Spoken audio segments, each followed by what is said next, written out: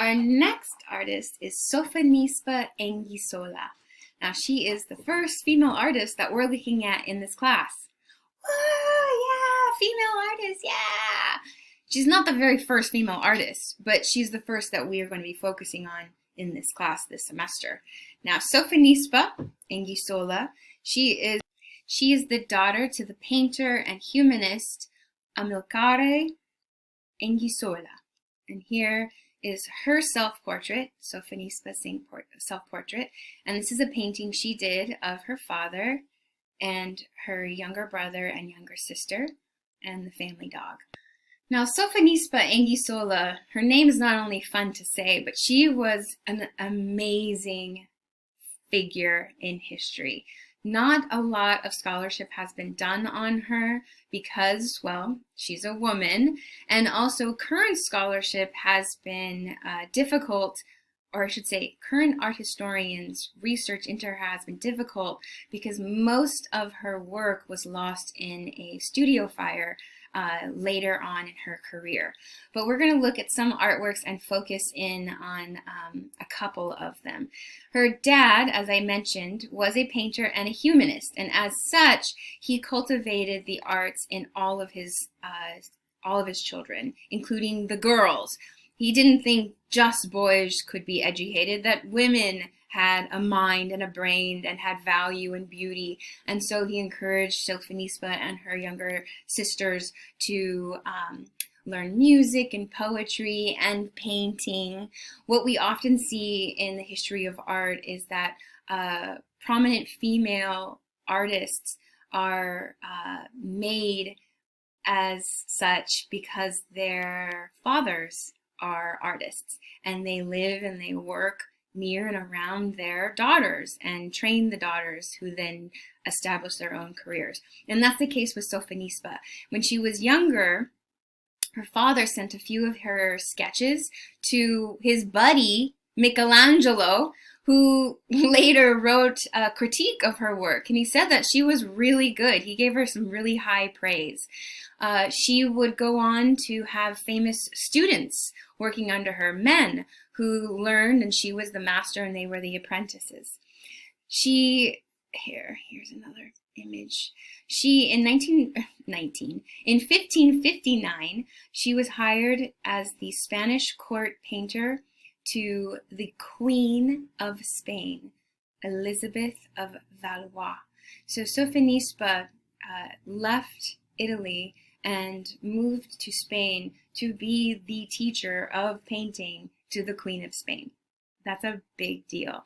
And Elizabeth of Valois, she was a beloved queen. She was beautiful. She was a princess of France, and the king was madly in love with her. The people of Spain were madly in love with her.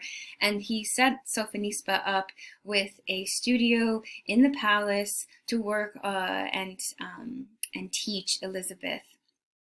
She was extremely accomplished. Her education was not only as a painter.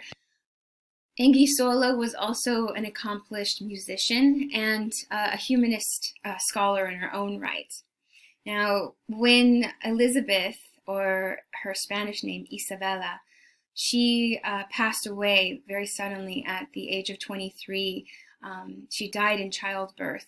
Her husband, Philip II, who, if you're following along with family trees, Elizabeth is married to Philip II, who is the son of Charles V, the Holy Roman Emperor, okay? He loves her, she loves him. She dies suddenly in childbirth at the age of 23, and Engisola is without a job. But Philip keeps her on retainer. He keeps her as staff, as a painter for him and his court. And this is a great comfort because as a woman, she is not allowed the luxury of a career on her own. She will eventually meet and marry an Italian nobleman in the Spanish court. His name is Fabrizio. And Fabrizio is very supportive of her painting, and they receive a royal pension, so an allowance, for for their lives in Spain, and they are married happily for 10 years as she continues to work as a painter when her husband dies. She continues to work, and her, along with her younger brother, are able to financially support her family back home as her father's health declines. At the age of 50, Sophonisba falls in love again, this time with an Italian sea merchant named Orazio, and they move to Italy. She lives out her life. She dies at the ripe age of 92 years old. Now, while she never had kids, she was known as a lovely and caring aunt to her nephews and nieces. And as I said before, she had a prolific apprenticeship system where she trained younger artists, men and women, under her in painting. If you want to know more about Sophonisba, there's a lot out there. And you can always send me an email and I can shoot you some good articles. If you're interested in the history of women, if you're interested in the history of women in arts, you need to check out Anguissola. She's awesome. But let's look at some of her artworks now. Here we are. This is Anguissola's portrait of the artist's sisters and brother. So really it's just an explanation of who we're looking at here. See this green, flat background, and sitting in front of it, we can see their shadows there, we have her three younger siblings. How lovely. The charmingness about this painting is in its simplicity and yet its complexity. Anguissola has depicted her three younger siblings and the family dog with this adorable assessment of their personalities and their ages. So here is the eldest of the three siblings, and then the second eldest, and then the youngest, the little boy. All right, but let's look at their postures. So this young woman here, how old do you think she is? Let's zoom in. Maybe like 12, 13 years old. Okay, you know what it's like to be a 12 or 13-year-old. You're awkward, you're going through puberty, and for a girl, 12 and 13, it's just so hard because you're trying to be a young lady. You want to be seen as not a child. And look at how she's distanced herself from her younger siblings. She's turned and she's facing the artist, very attentive, very alert, with a nice straight posture, right? Look at her. And then she's got this beautiful black ostrich feather fan. Well, it's just a prop. It's not like she's really fanning herself, but she wants to display it like a young woman would, like a beautiful lady would. So we see her in this kind of very proper pose, trying to show how adult she is. Okay. The second eldest, this young woman here. I didn't want to call her a young woman. She's a kid, right? So if we look at her, where am I going to go? We look at her, she's probably about 6, 7.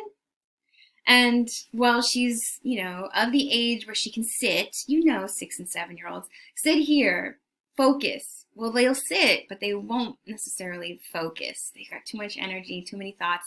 And look at Sophonisba's captured her little sister looking off in the distance. She's distracted. She'll sit here, but she's thinking about something else she wants to do. Sitting for a portrait takes a lot of time. It's tedious. And this little sister's like, okay, yeah, sure, I'll do this for you, big sis, but I'm thinking about that tree I want to climb. Nice, right?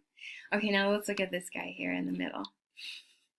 The youngest sibling, the boy of the family, and he's what, 5 years old?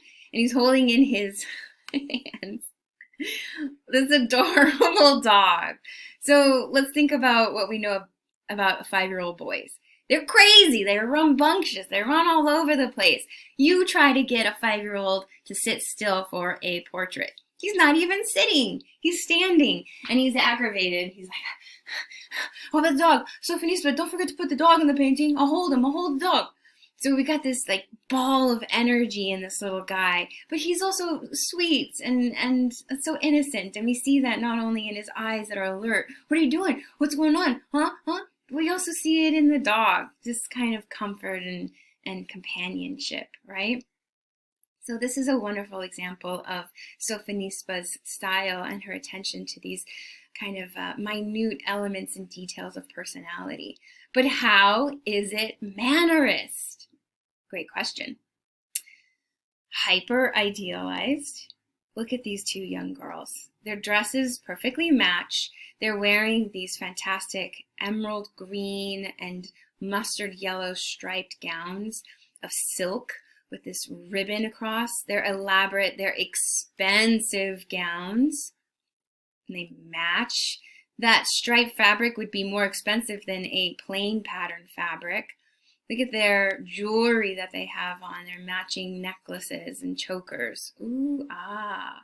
Now, I hate to tell you this, but oftentimes these elaborate dresses and gowns and suits that people are wearing, they're fictional. They're based on the artist's imagination and maybe some swatches, some pieces of fabric. And that might be the situation here. We have this very expensive piece of emerald green and mustard yellow silk that then Anguissola says, I'm going to pretend that their dresses are that. So we have these hyper-idealized portraits of these extravagant, rich dresses on these two young women. And then he, her little brother, he's got this beautiful black embroidered velvet tunic with this very expensive white lace. There's no dust, there's no sweat, there's no boogers on his face. Everything is hyper idealized, right? Also, ambiguous space. Where are they? Like, we see a background and we see some green, dark green, like they're shadows, but like, are they in front of a wall? What are they sitting on? Are they outside their house? Inside the house? We're not given enough information. It's ambiguous. Ah, okay. So we can see how these elements of mannerism are playing out not only in these dramatic visions of the Last Judgment or the Deposition, but also can be a part of portraiture. Let's look at another Sophonisba in our next video.